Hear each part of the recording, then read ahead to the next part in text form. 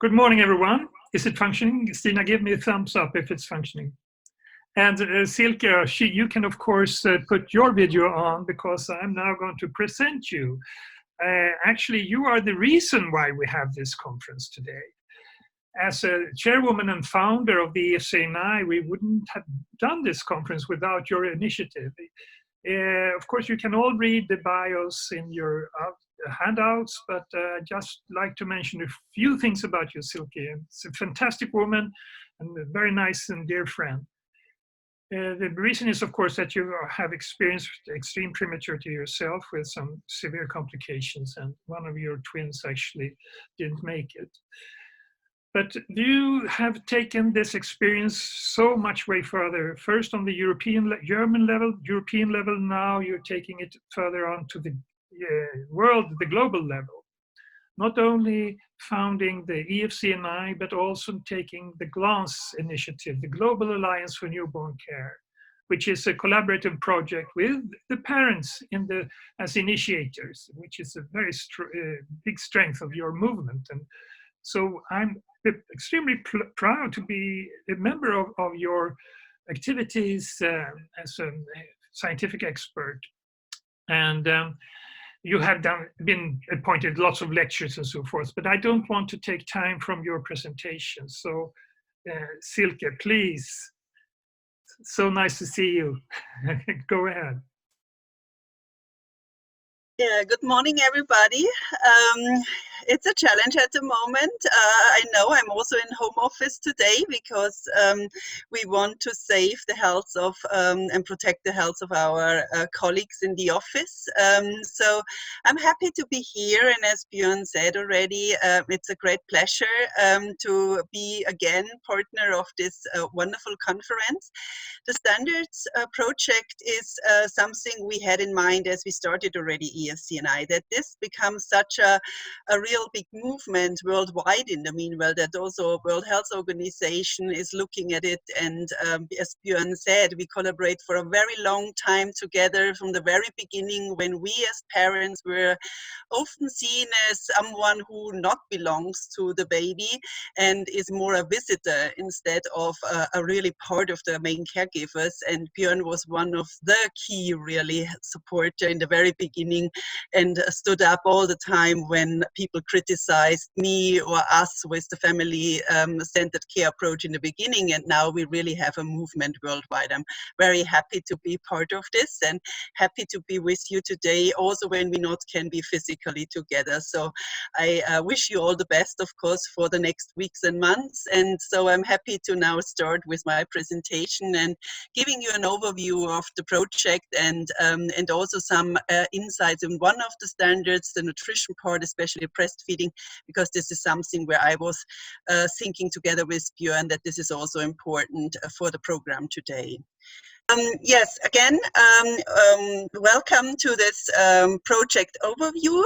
And as Björn said, I'm an affected mother. I'm not, for my background, I'm a preschool teacher, so I'm not a neonatologist and not normally working in healthcare. The reason why we have started this is really somehow also anger that things were not moving, but also we saw as we founded the EFCNI that we have this huge inequalities between the countries. And being here in Munich and being in, I would say, in this island of having never seen outside the neonatology across Europe, it was quite surprisingly for me as a patient to see how different it is. And even the years before, as I was 8 years the president of the German organization, I saw several hospitals across Germany, and I saw this huge inequality between these different hospitals, the way how parents were treated, but also the difference how babies in general, all the healthcare issues were handled. And so this was one of the key motivations for me and all our partners in this organization and project to really make a difference. And so the ones of you who never have heard maybe about my organization, EFCNI, it's the European Foundation of the Care for Newborn Infants. And we have founded our organization in 2008. And our first idea was really combining forces between the different patient and parent organizations who have existed at this time, but also with healthcare professionals to work hand in hand to make a difference. And we are were the first parent organization across Europe. In the meanwhile, as Björn said, we have founded GLANCE, which is a global initiative to combine forces also on a global level. It was planned in the very beginning to go global, but we were only two people with a lot of dreams and no money, so therefore we couldn't really think so big in the very, very beginning. You see here a picture of our last parent meeting we had here in Munich. We have this once a year where we meet together the parents, where we make plans together, where we developed also World Prematurity Day in 2008. This was the idea of really having a day which many of you, or most of you, I hope all of you, know already in the meanwhile and celebrate every year. So our idea is not only raising awareness for the parents' needs. For us, it's important to work hand in hand with the healthcare professionals, and this is also why we developed the standards. We are working research projects together, and the areas where we are working are the fields of preconception and maternal care, so to prevent preterm birth or any kind of birth complications, to treat and care the baby in the NICU and in the hospitals really proper.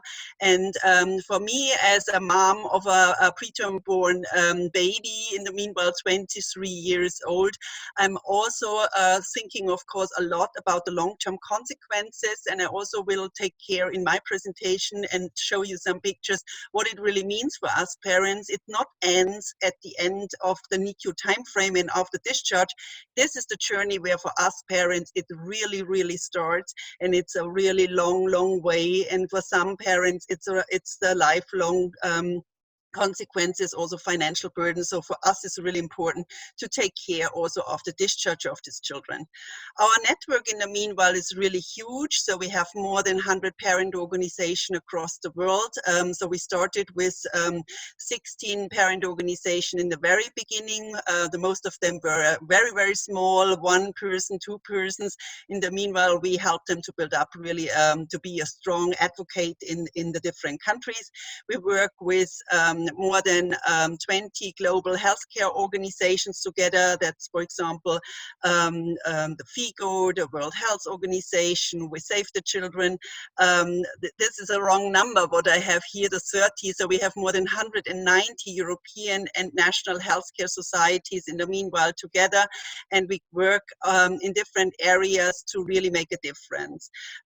We have seats as a patient representative at the European medical agencies, at the World Health Organization, and also we have attended at the G7 preparation meeting. So we really try to represent this topic, but also the parents in these different areas of maternal and newborn health. The project itself, it's very important, and this is what I'm really fighting for, is that we have a really big transparency of our project, but also of everything what we are doing. Our organization, and as a patient representative in Europe, for example, you are not really supported from governments or any other big institutions. We are working with industry partners together. All of them are supporting us, and here you see the names and the logos from the companies who are helping us for this project. And maybe you will ask yourself why they're working with Nestle together. You will see when we go to the nutrition part why I personally also, but also our organization thinks it's important to work with industry, having proper products for our babies. And I'm a real fighter for breastfeeding, you can believe me, because I lost all my milk during the first weeks in the NICU because I had no support. I had not any kind of advice. I was lost in this journey really, and I'm still angry about this because I left the hospital after 2 weeks, and then no breast pump was available. Nobody supported me. I got not advised because the message was for me, well, we don't know if Lucas survives, so then you have milk without having a baby. So that was the reason why I got no support. There was no milk pump available for moms at this time. It's because you were discharged, so you had not the right to have a milk pump. So I'm really a fighter for this. But we also need supplementations. We also need good alternatives.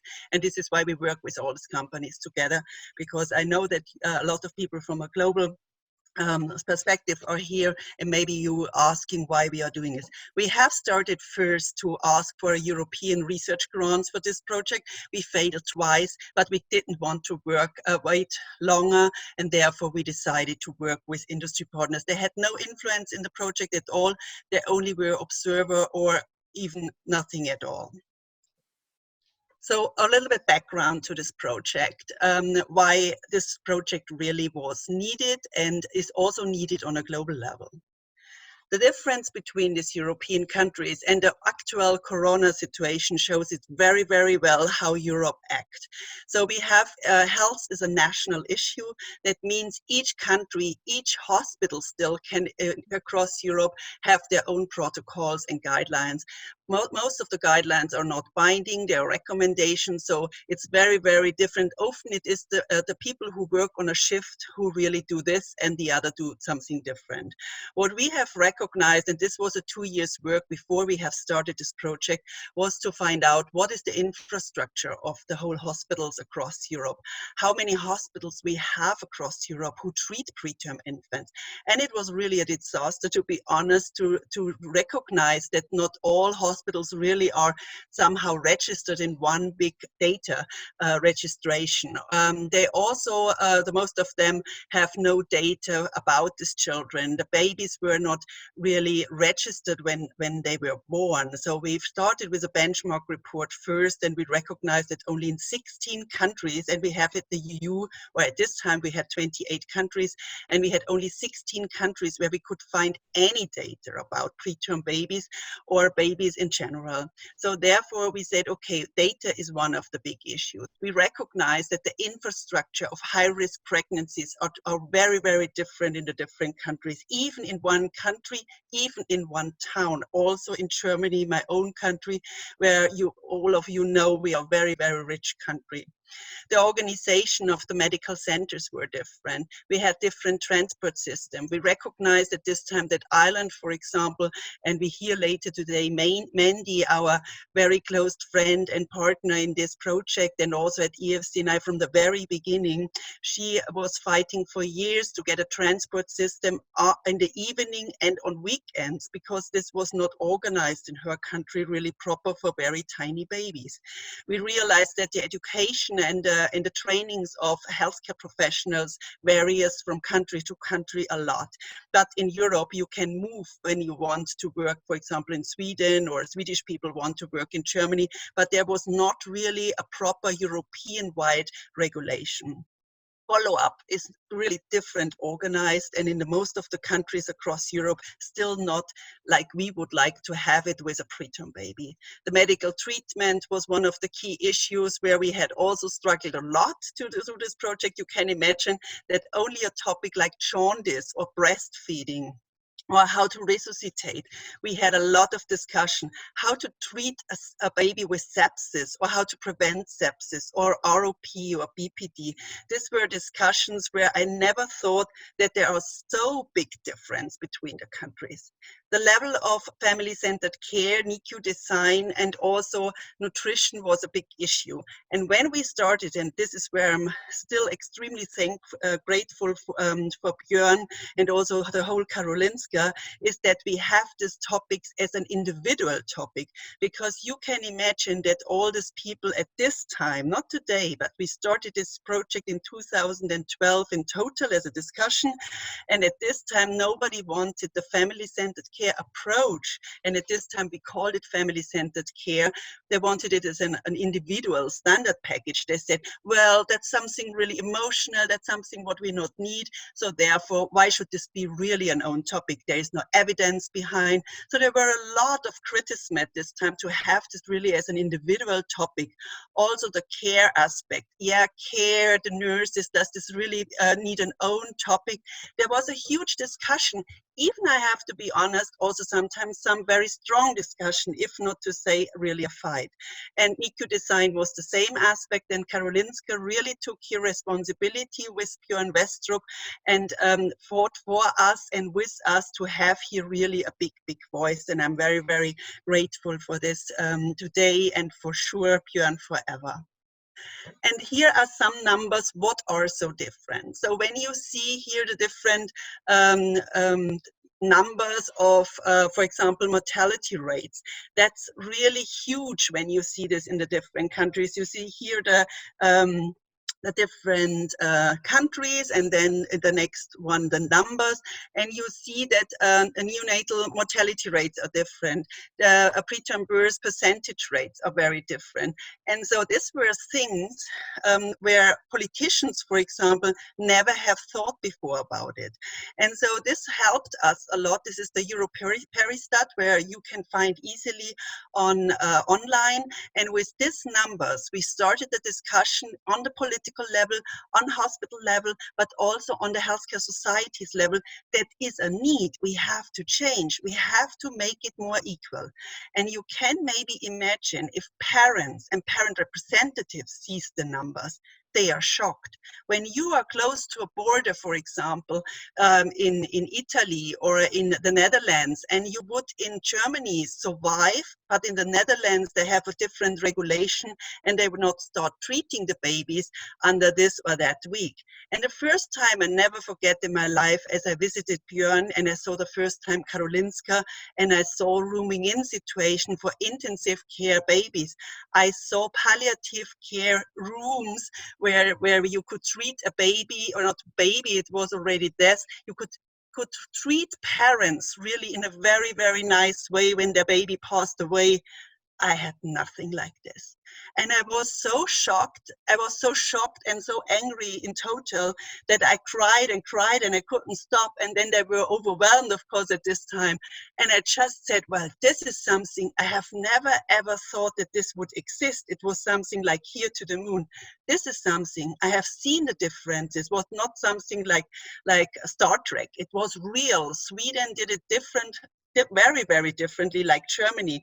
And then when I first in my life saw East European countries, hospitals where they had, of course, a lack of staff, they had a lack of equipment, they had a very, very different way of treating babies and families, I said, well, we have to change the situation. And that's the background, that you understand what kind of emotions, but also what kind of facts were behind when we started this project.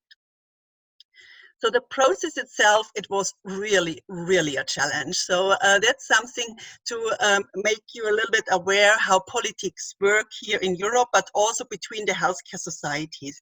So we had a lot of advice from agencies who helped us to understand how such a project should be developed. We made a lot of research in other health areas, like in cancer, in heart diseases, in HIV, to understand how other health areas have done such a big project. We got a lot of advice from agency how to handle in the end the different healthcare aspects of gynecologists, midwives, nurses, parents, industry, systems like hospital administration. We needed ophthalmologists, we needed the respiratory healthcare area. We needed a lot of different people, different societies, different systems. So how can you handle this in such a really big project? And I guess most of the people in Europe, they didn't believe that we can manage it. And today, maybe I would say also I was this crazy young lady and had these ideas. So it was, of course, not so easy. What we have done is we just sorted out from the different presidents, the key presidents of the societies we really have to have in the boat. And at this time, it was Professor Bertel Kolecku. He was at this time the president of ESPEGAN, so the nutrition experts across Europe. It was Professor Luke Zimmermann, who was at this time the president of the ESPR, so the biggest research organization in pediatric and neonatology. Professor Giuseppe Bonacore. He was at this time the president of the UENPS, so this is the organization of the different national societies. It was Odile Fraunfelder. She was at this time the president of the Neonatal Nurses Society. And then we, of course, tried to combine forces in the European Parliament to get really a good statement. That's something what we really need. All the other, there are a lot of more people like Björn, who helped us with the family-centered care approach. There was Pierre Kuhn, who also comes today and is a speaker. There were a lot of nurses who helped us. So there was a group of, I would say, maybe 25 people, key opinion leaders across Europe, who said that is something what we need. Because still at this time, we had a lot of criticism why this project is needed. There's a parent organization tells us what we have to do, but this was not what we wanted. We wanted to combine forces, but we wanted also people behind us who help us to realize such a project, even if at this time we had no 1 cent and no euro what we could do. So this was in the end just a message, and this is what you see here. We had a huge event in the European Parliament with a lot of symbolic signatures and also symbolic support of several societies and parent organizations. And what we then did, and this is very, I don't know if you can see my mouse. Can you see my mouse? Yeah, I hope you can. So I would start Yes, when we can see your mouse. We can see your mouse. Oh, super. Perfect. So this what you see here, we developed together with 220 experts and with around 35 key experts the idea of this project. The first was that we met every year with a chair committee. The chair committee was in the end, Björn was together with Pierre Kuhn, the chair of the family-centered, infant family-centered and developmental care project topic expert group. That was one of the groups, and in each of these 11 groups were 2 or 3 people who managed in the end the project with us. That means they had the head on and they had to coordinate the other authors and their topic. So that was really a lot of work what these people agreed to do for this project. All of them have worked voluntarily. Only a few people in our office were paid to manage everything and to manage in the end the meetings and the technology that we can manage this project in total. But all the 220 people worked voluntarily. So that means in this group here, why is it not working now? So this group was in the end meeting once a year for 5 years that we could coordinate and manage it. In this time frame, so in the first year, the first meeting was really challenging because, of course, nobody really knew what's going on with this project. The first key thing is we have to find a common solution how to do it. And do we really want to have minimum standards, or do we want to have best practice standards? And it was a really 2 days discussion to decide that we need to have best practice standards in Europe and we cannot accept minimum standards. That's something what we said, this is what we not want to have.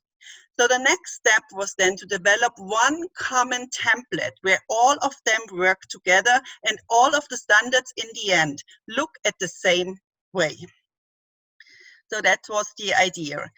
And here we had this template. That needed another year to agree with this big group on the same level.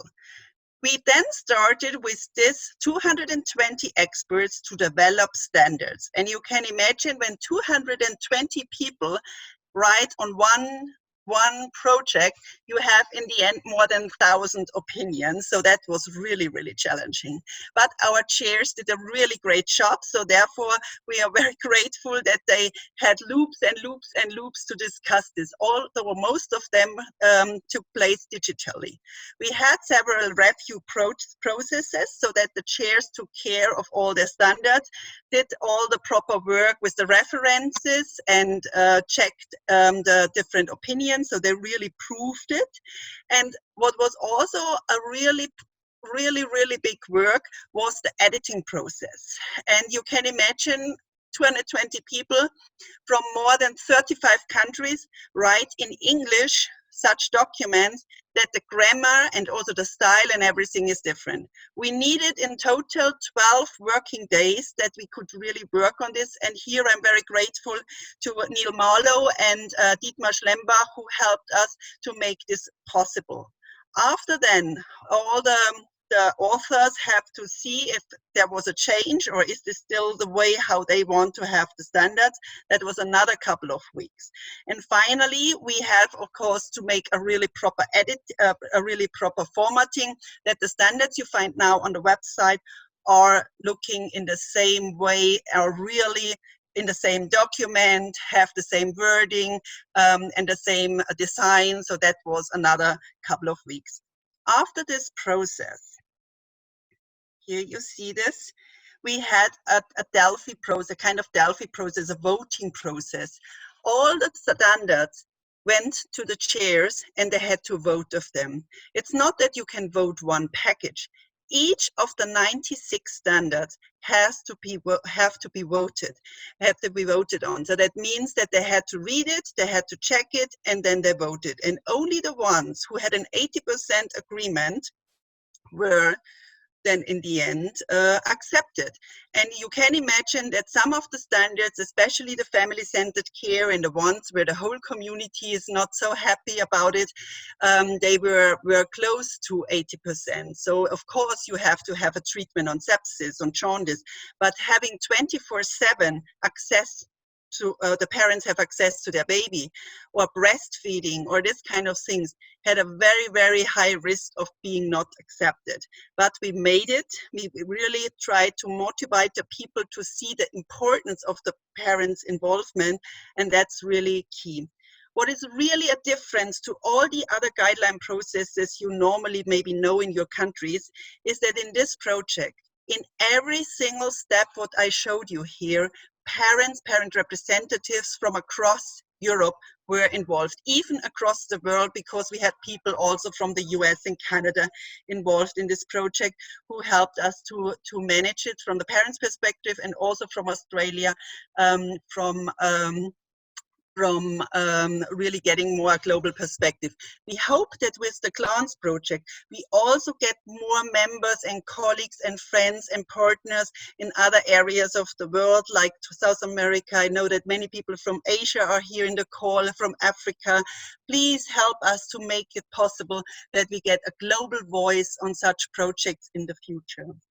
What after this 80% voting was that we asked all healthcare societies and parent organizations across the world to support this project, to agree that such combined standards are helping us to make a difference in the different countries, that we have to work together, that it's more equal in the future how we care for our newborns. That was done then afterwards, and now we launched the standards in the European Parliament. I have a picture for this as well. And what we are now working on this is the long process for the next years, is the implementation process. What I also show you what we have done already so far and what we are planning in the future. Already after 1.5 years, we work on a life cycle process. That means the standards were made in the last 5-6 years. We cannot have the standards forever, because health is something what it moves, and we have to have updates on this project. That's really a challenge. You can imagine 96 standards. We have to make them always updated. This is why end of each standard is a date where this standard has to be updated. So at the moment we are working on 18 standards where we are already on the life cycle process, and still 5 standards were not finalized because the quality was not what we wanted. So in 21 we will have the next loop of the updated standards, plus hopefully the new standards are published here as well. So you see that this process was very complex, and it is really a process where we not have founded it. It's a process what we saw from other guideline processes, from global guidelines or recommendation processes. That's not something what EFCNI has developed. It's something where we have learned from other experts, and this is why we have combined these forces with these other societies and experts to have really a proper project where others can then start to implement such standards in the future. That was the idea behind, and I'm very grateful that all these healthcare professionals gave us so much advice. And again, I'm not a healthcare professional. I'm a preschool teacher and a mom, and I'm happy that we got so much support from all of these people. What we have done then, what I said before, is the different societies who has given us the support. Here you see the actual numbers of the different societies. This helps us, of course, to spread the message and to get acceptance from politicians, from institutions who want to implement this now. We have several countries who on a governmental institution now work to implement the standards, like in the Ukraine, for example. In Portugal, they are working. In several countries are just examples where they are now taking the standards and try to implement them. The parent organizations are key drivers, but I show you also what especially the parent organizations have achieved and how powerful our parents are. Here you see how we have launched the standards. We had two different events, one celebration event in the Bavarian representation in Brussels. So Munich is where I'm coming from, is in Bavaria, and we have a huge castle in front of the European Parliament as Bavarians, and so we had really a big celebration. And on the next day, we had a huge event in the European Parliament, where we had politicians who supported us, different societies, also the World Health Organization joined us, and so we could really send in the European Parliament, there is a need, we have to change, we have to improve, we have to really implement the standards in the different countries.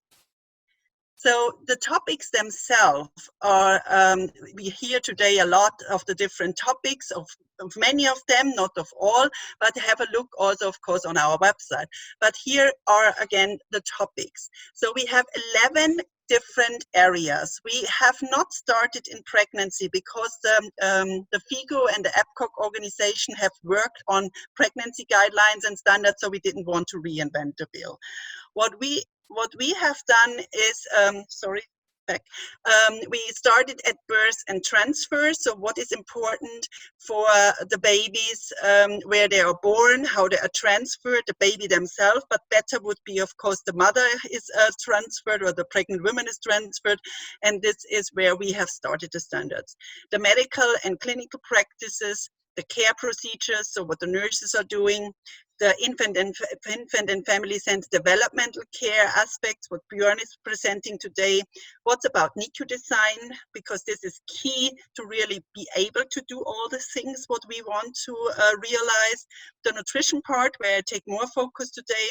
The ethical decision when a baby dies or when they have to be made a decision, how to do it, what we have to take into account, what's going on at discharge and follow-up, what's about patient safety and hygiene aspect, the data collection documentation so that we also can benchmark, but also know more about these babies later on. Education and training is one of the key aspects, and being a preschool teacher, you can imagine that this is something what for me comes really from the heart. So today I want to focus on the nutrition part.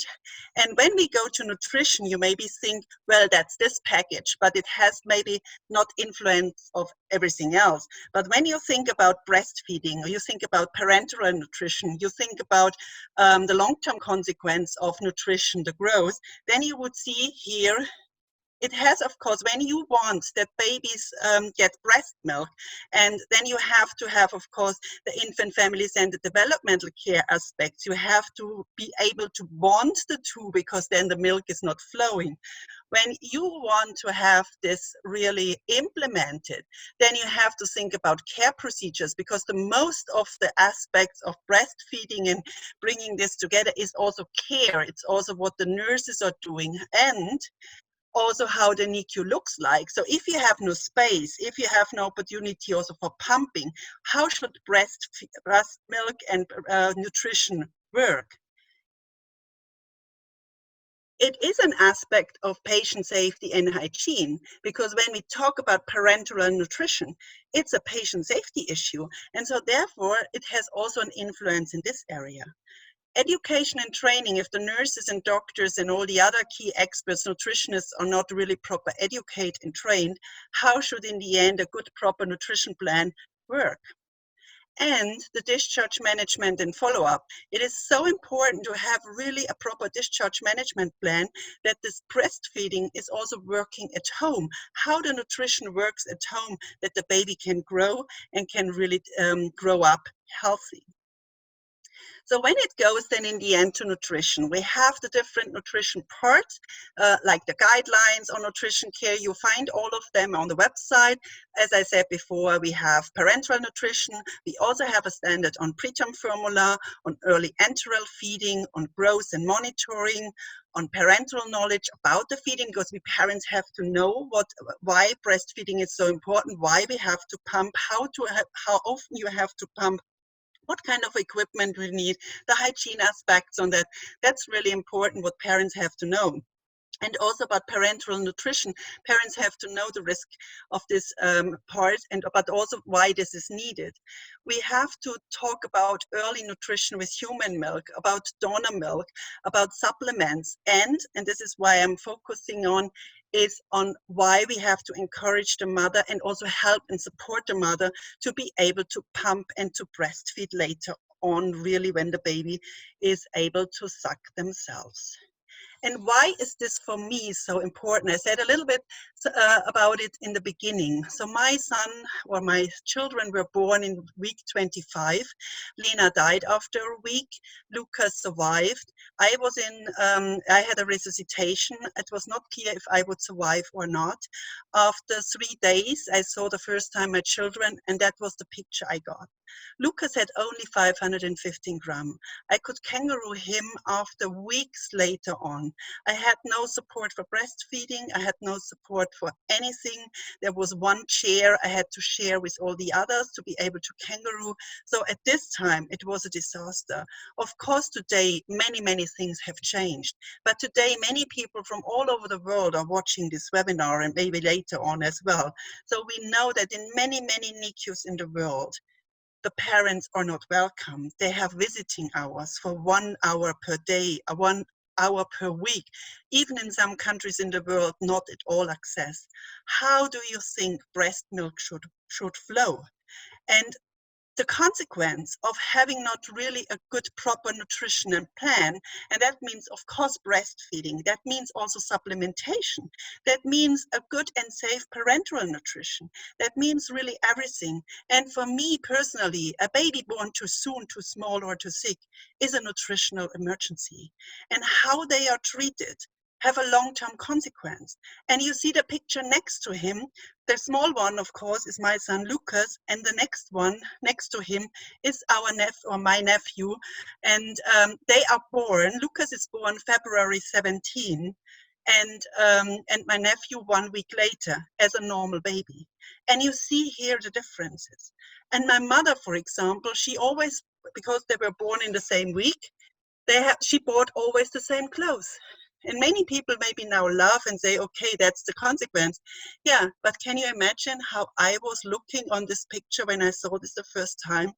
I was crying, because I saw that would be if Lucas would be born normal. If Lucas would really have a normal nutritional plan. If Lucas would really get all the nutritional needs he needed. Lucas, you will see later also a picture, has made a really good journey. But I live in Germany, I live in Munich. We are both preschool teachers. We have invested an enormous amount of money, and we have really reduced everything else just to invest in him, that he will have a really good life.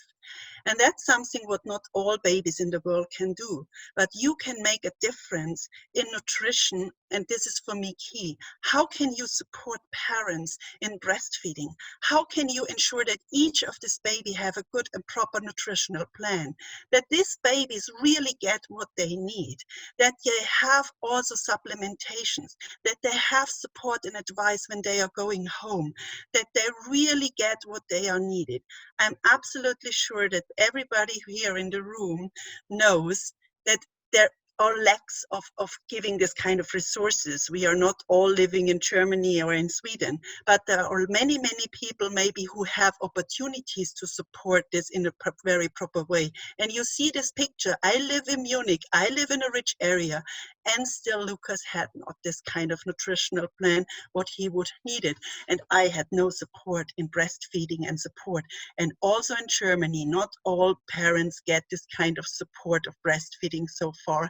And so therefore it's really important, and I'm speaking not about my psychological burden I had at this time. So what can you do? You can provide information and training for parents and staff in your unit to really be able to that the parents can, or the mother can breastfeed, that you inform the parents about the importance of nutrition, and your staff that they also have this kind of support. You need lactation support, so qualified staff is needed. So therefore it's important that these nurses have time to support the mom that you see here in the picture, that she can breastfeed and is relaxed. How can you provide space and equipment and privacy, or their own pump that they are able? It's a very intimate situation to breast milk, so you need also space and the privacy of doing this.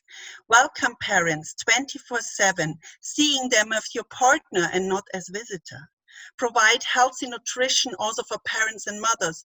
I had no food and no opportunity to drink during my time when I visited Lucas. It was really something what I cannot see sandwiches anymore, because I had sandwiches for 4.5 months, and this was the only food I could get, and this for a very long time. So we need really proper food and space where we can sit and relax and eat something. We have to have motivation and not pressure. And that's for us very important, because the milk was not flowing. The milk, I was stressed, I was overwhelmed, I was sad because my daughter died, but there was nobody who had really time and was patient with me.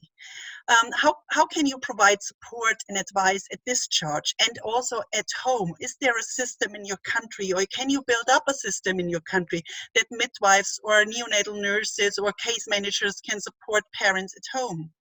And if you not have yet, of course you as an individual, but also together with parent organizations, healthcare societies, you can fight for a longer maternity or parental leave.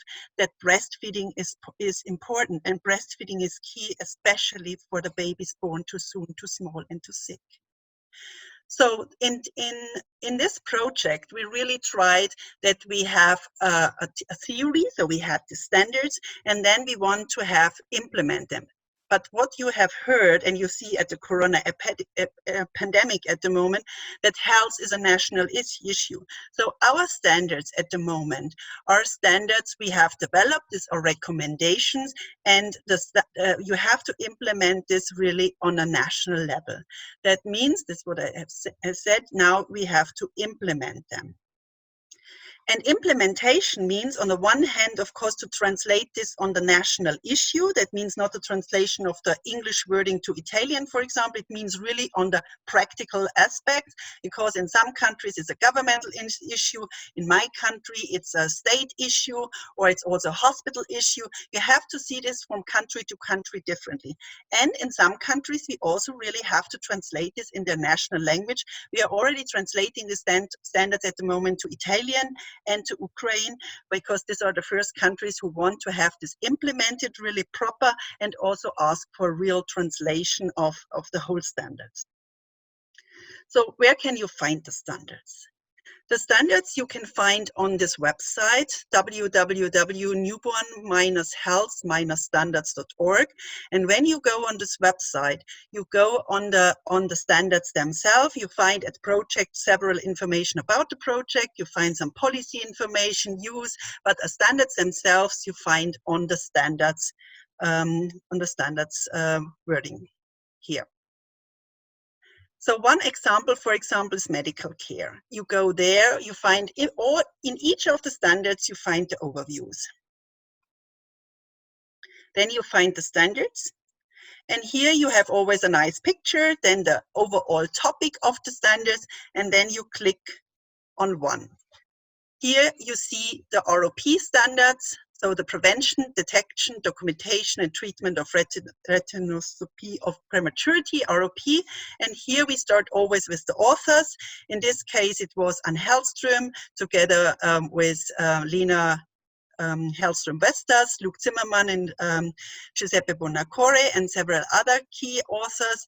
You find the target group, the user group, and the statement of the standard. We always have a rationale that shows you with more details why the standards is really needed. You see always references. We were very, very strict with this because we need the references and the argumentation for the political implementation, or for example, for lobbying for this. So this is why we really were very strict to have for each references. We have also the benefits, so the short-term and the long-term benefits, also again with the references, also needed for making political activities, for making lobbying, to fight for the change. So why should a politician change something when he doesn't know why it is important? That's the reason why we were here so strict. Then it comes to the core issue of our standards. This is the standard per se. You see here a table where you have the parents and the families. That means what is important for them, for the healthcare professionals, for the neonatal unit, for the hospital, and for the healthcare society. And this is in the end the idea behind this table, so that for each of them you find what you can do and what you should do. So we also were very strict with the grading of evidence and the indicators, because our idea is later to measure in the end if the standards are really implemented, and how they can implement this, how can they measure it, and which kind of quality the standards really have. When you want or you say, for example, you have already everything. Maybe in Sweden, some of the hospitals say, well, this is a standard we have already. But there are always ways you can make things better. And here you find where to go. That means what else you can do. And this is a table where you can see more advanced issues. Most of the countries would have a look first on this area, means getting started. When you see the standards is so advanced, you don't know how to reach this at the moment, and not in the next couple of years. You could maybe be very frustrated, but you should not, because you find this table. And here you find a lot of ideas what you can do to start to reach the standard somehow in the future. We have for some standards, because we are very limited with space, so we allowed only an amount of letters in our rationale. So we have more information in the description. You find the sources here when you open it, so the different references. And here you find then in the end what version it is and when the standard needs to be updated. The outlook. What we have done so far. After the launch, of course, we have published the standards. We had a publication in the Lancet. We have a lot of materials you find on our website, because maybe now you say, yeah, well, how can I start? You find here a lot of social media graphics. You find fact sheets, what you can download. You find information brochures, so the whole standards, packing them in a shorter version, only with the statement of the standards.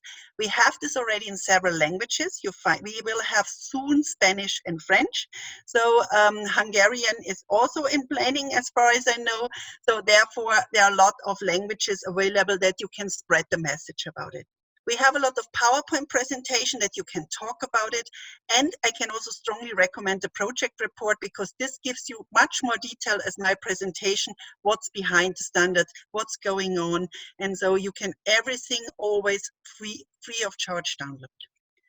And now maybe you think, oh my God, how should I reach politicians? How should I reach maybe the director of my hospital? What you can do, and that is very, very detailed, is our toolkit. You go on the website and you find also in the downloads the toolkit. This is really a proper handbook, what helps you for more information about the project. How can you start? There's a proper advice on advocacy on an EU, but also on a national level, so that you can maybe also use it on your national level on a global perspective.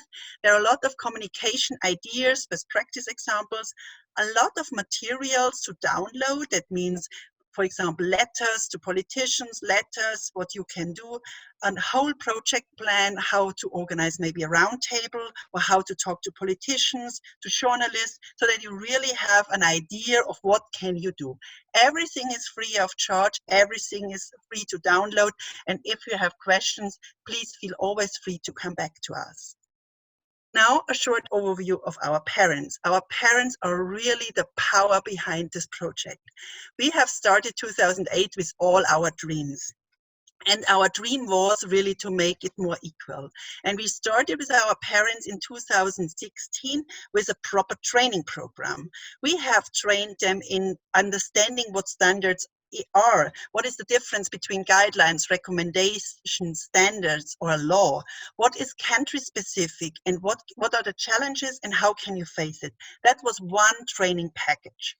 The next training package was in 17, where we shared best practice examples from different countries, some lighthouse projects.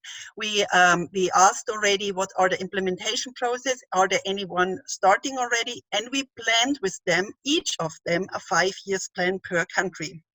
In the 2018, we went then into more political actions, like call to action application. We made a stakeholder mapping, who in their country are the key opinion leaders. This was needed to get in the end agreement for the standards. So we asked them to reach out to all of the national presidents of societies, of their key opinion leaders, to inform them about the project, to ask them if they want to implement them after the launch, what is their role in the country.